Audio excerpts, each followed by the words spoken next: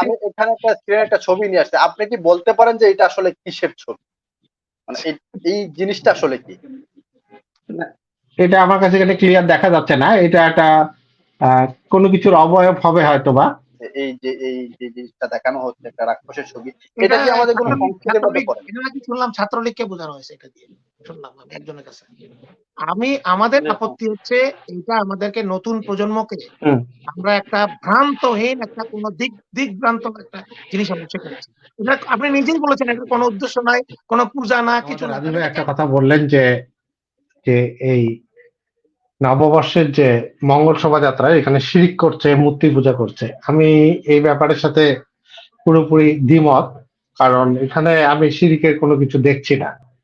প্রথম কথা হচ্ছে যে শিরিক বা পূজা সেটার ক্ষেত্রে কিন্তু যে প্রসেস গুলো অবলম্বন করা হয় এখানে কিন্তু সেগুলো করা হয়নি। এক নম্বর কথা, সেখানে কোনো ধরনের মন্ত্র পাঠ করা হয় না, তার কাছে কোনো কিছু আবদার করা হয় না, হ্যাঁ, এবং তাকে পূজা অর্চনা করা হয় না, ফুলের মাল্য দেওয়া হয় না, এই ধরনের বিষয় কোনো কিছুই নেই। হাজার বছরের বাঙালি সংস্কৃতি বা বাঙালি সংস্কৃতি এটা যে 1989 সাল থেকে বাঙালি জাতি সেটি হলো সেটি হলো এর আগে তো মঙ্গল শোভাযাত্রা হয়নি, কেন হয়নি? কেন না, এর আগে তো হয়নি। জি না হলে যে ভবিষ্যতে বা 89 এর পর থেকে বা 90 এর পর থেকে করা যাবে না এমন কোনো নিষেধাজ্ঞা আছে কোথাও যে না, এই সংস্কৃতি নিষেধাজ্ঞা পালন করা যাবে না? হাজার বছরের সংস্কৃতি নিষেধাজ্ঞা নাই, যেহেতু নাই সেটা করতে অসুবিধা কোথায়? জিনিস অবকাশ নাই, ধর্ম যেমন সৃষ্টি করার অবকাশ নাই, নাই অবকাশ।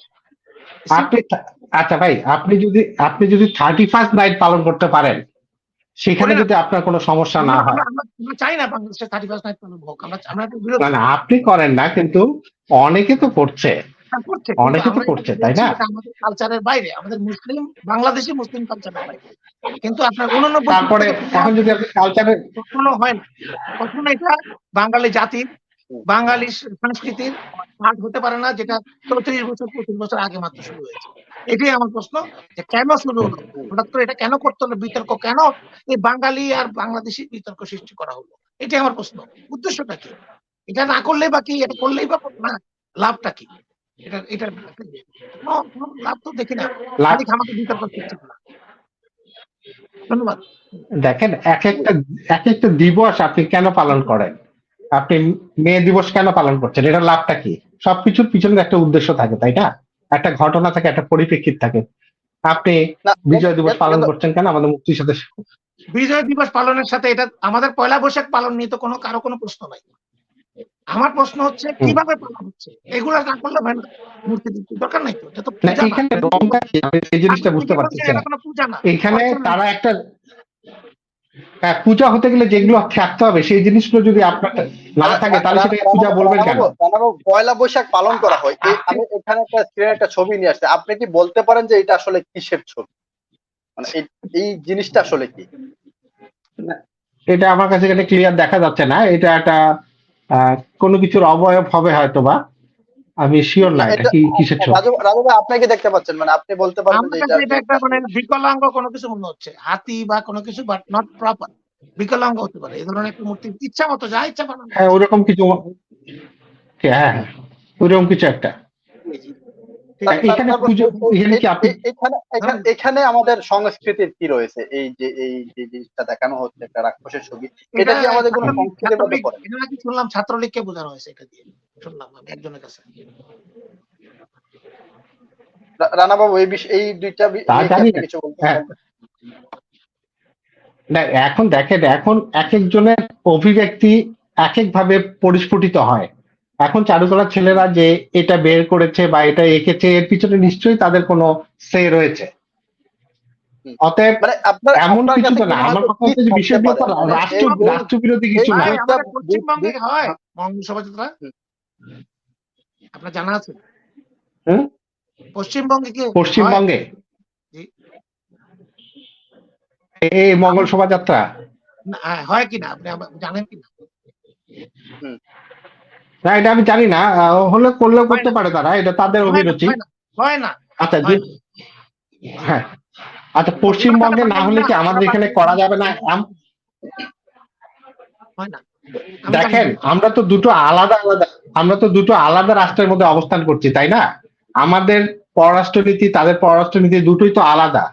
তাদের স্বকীয়তা, তাদের ভাবনা, এনিওয়ে থ্যাংক না, ইউ। তাদের ভাবনা, তাহলে ম্যান টু ম্যান কিন্তু মানুষের চিন্তাধারা পরিবর্তিত হয় এবং ভ্যারি করে। ওরা করেনি বলে আমরা করতে পারবো না, এমনটা ভাবার কারণটা কি? 90% আজকে যদি পশ্চিমবাংলা না হয়, এখানে করা হয়, এখানে পিছনে উদ্দেশ্য আছে, এখানে মেজরিটি যে মানুষের যে ধর্মীয় অনুভূতি বলেন, তাদের এইখানে আপনি যে সাংগঠনিক। আচ্ছা, আপনি যে বলছেন উদ্দেশ্য আছে, আপনি নিজেই বললেন 1989 সাল থেকে এই জিনিসটা বাংলাদেশে প্রচলিত রয়েছে, মঙ্গল শোভাযাত্রা। এখন পর্যন্ত দীর্ঘ এই সময়ের মধ্যে কি উদ্দেশ্যটা বা কি ক্ষতিকর দিকটা পরিলক্ষিত হয়েছে আপনি আমাকে বলেন তো। এই যে ক্ষতিকর কিন্তু দিকটা কোনো কিছুই আমরা আলোচনা করতে বাধ্য হচ্ছি। এটা আমরা আলোচনা তো কোনো দোষের কিছু না, আলোচনা তো দোষের কিছু না। প্রয়োজন ছাড়া আলোচনা করছি, দরকার নাই তো, এটা দরকারই নেই বাংলাদেশে। ধন্যবাদ আপনাকে। আমি আরো একটা ছবি আপনাকে দেখিয়েছি, আপনি যদি এটা সম্পর্কে কোনো আইডিয়া থাকে একটু আমাদের দর্শকদের উদ্দেশ্যে বলতে পারেন, এখানে আসলে কি বোঝানো? এখানে তো একটা ময়ূরকে দেখা যাচ্ছে, একটি পুতুল দেখা যাচ্ছে। এগুলো তো আমাদের সংস্কৃতি। ময়ূর তো আমাদের পাখি, পুতুল তো আমাদের ইতিহাসের সাথে ময়ূরের সঙ্গে মেবি একজন নারীকে বানানো হয়েছে, এরকম নারী বোঝানো হয়েছে। ওনাকে এরকম ভাবে রাখার আসলে আমাদের কোন সংস্কৃতির মতো? আই থিঙ্ক আমি যদি বল না নারীকে বানানো হয়েছে। এটা কোনটা? সামনের ছবিটা কি নারী বলছেন? যে সামনে পুতুলের মতন যেটা, সেটা? এই যে সামনের এই ছবিটা, এটা বেসিক্যালি নারী বা শিশু। হ্যাঁ, হতে পারে। আপনি পুতুল বাংলাদেশের যে পুতুল নাচ হয়, সেই পুতুল নাচে আপনি বিভিন্ন অঙ্গভঙ্গিতে নারীকে উপস্থাপন করা হয়, এমনও তো হতে পারে। বিষয়গুলোকে আমরা ভিন্ন দৃষ্টিতে কেন দেখছি, পজিটিভলি দেখছি না কেন? সমস্যাটা তো আমি এই জায়গায় জানতে চাচ্ছি। কারণ এখন পর্যন্ত তো এই কাজ করার কারণে এমন কিছু হয়নি যে বাংলাদেশের কোন সংস্কৃতি নষ্ট হয়ে গেছে বা ইসলামের ব্যাপকভাবে আঘাত আসছে, তা তো না। রানা বাবু, আমি লাস্ট বলি, অনেকক্ষণ হয়ে গেছে, আমার সমস্যা শেষ। আমাদের আপত্তি হচ্ছে এটা আমাদেরকে নতুন প্রজন্মকে আমরা একটা ভ্রান্তহীন একটা কোন দিকভ্রান্ত একটা জিনিস আমরা শেখাচ্ছি। এটা আপনি নিজেই বলেছেন, এটা কোনো উদ্দেশ্য নাই, কোনো পূজা না, কিছু না। তাহলে এটা কেন? আনন্দ প্রকাশ অবশ্যই এটা আনন্দ প্রকাশ।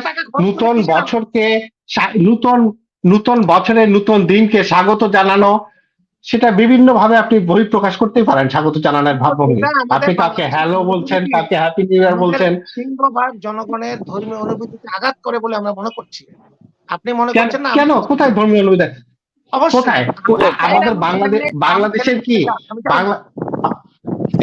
এটার বিরুদ্ধে কি বাংলাদেশের দুর্বার কোনো আন্দোলন হয়েছে? কোনো রাজনৈতিক সমস্যা বা কিছু হয়েছে? কিছু হয়নি। আপনি গ্যারান্টি দিয়ে দিলাম এটা হবে না।